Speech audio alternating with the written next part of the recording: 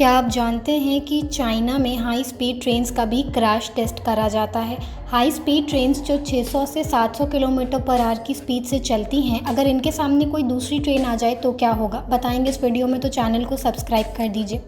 Cars का crash test करा जाता है जिसमें दो पॉसिबिलिटीज़ होती हैं। पहली ये कि कार फ्रंट से लड़ जाएगी और दूसरी कि साइड से कोई दूसरी कार उसको टक्कर मार देगी। लेकिन ट्रेन्स क्रैश का वर्स्ट केस तब होता है जब सामने से एक और ट्रेन आ जाए। हाई स्पीड ट्रेन्स में काफ़ी सेंसर्स लगे होते हैं और जैसे ही कॉलिजन स्टार्ट होता है सारे व्हील्स पर ऑटो लॉक लगना स्टार्ट हो जाता है, जिसकी वजह से डैमेज हाई लेवल पर नहीं होता है।